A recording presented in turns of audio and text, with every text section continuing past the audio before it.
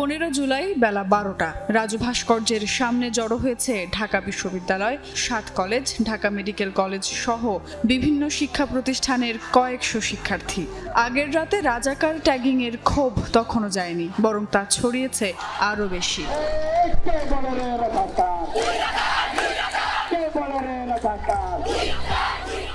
হঠাৎ করে উত্তেজনা বিজয় ৭১ হলের সামনে। আন্দোলনকারীদের আটকে রাখার খবরে উত্তপ্ত হয়ে ওঠে গোটা ক্যাম্পাস। আগে থেকে অবস্থান নেয়া ছাত্রলীগ নেতাকর্মীদের সাথে শিক্ষার্থীদের সংঘর্ষ ছড়িয়ে পড়ে বিভিন্ন হলে। শিক্ষার্থীদের ইট পাটকেল নিক্ষেপ আর বিপরীতে সশস্ত্র হামলা ছাত্রলীগ যুবলীগের। প্রায় 40 মিনিট ধরে চলে এই সংঘর্ষ। আহত হয় নারী শিক্ষার্থী সহ অন্তত 400 জন। বিকেল 4টার পর ক্যাম্পাসের দৃশ্যমান দখল নেয় ছাত্রলীগ। হেলমেট, লাঠিসোঁটা নিয়ে বিভিন্ন পয়েন্টে চলে তাদের মহড়া।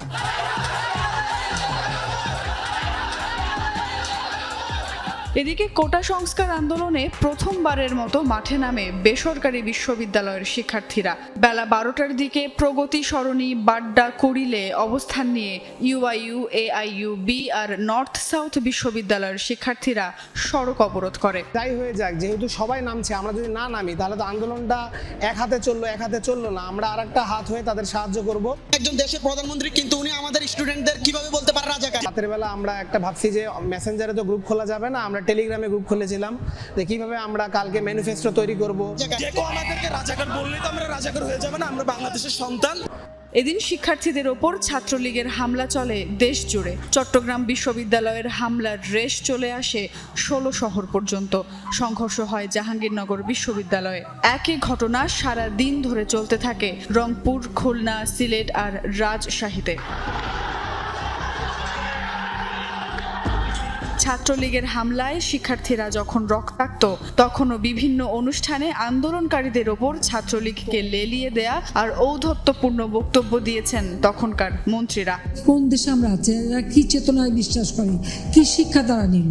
রাজাকারের চেতনা যারা ধারণ করে তারা তার জবাব ছাত্রলীগ তারাই। সন্ধ্যায় ঢাকা মেডিকেলে চিকিৎসারত শিক্ষার্থীদের ওপর আবারও কয়েক দফা সশস্ত্র হামলা চালায় ছাত্রলীগ। পরিস্থিতি নিয়ন্ত্রণে সন্ধ্যার পর ক্যাম্পাসে অবস্থান নেয় পুলিশ। হল প্রভোস্টদের সাথে জরুরি বৈঠক হয় উপাচার্যের। পরে শিক্ষার্থীদের শান্তিপূর্ণ অবস্থান এবং বহিরাগতদের জন্য হল বন্ধ সহ 5টি সিদ্ধান্ত নেওয়া হয়। আমি সেদিন আহত হয়েছিলাম। আমাকে হলো রিক্সায় করে যখন নিয়ে যাওয়া হয় ঢাকা মেডিকেলে নিয়ে যাওয়ার পরে আমি দেখতে পাচ্ছিলাম যে একের পর নারী শিক্ষার্থীরা আসতেছে। মানে আমি নিজে তখন ট্রিটমেন্ট নিব কি, আমি আসলে পায়ের মাঝে একটা গিট বেঁধে হলো গিয়ে ভলান্টিয়ারিং শুরু করি। কারণ আমার নিজের কাছে পাপ হচ্ছিল যে আমার বোনেদেরকে এত বিশ্রীভাবে মারছে।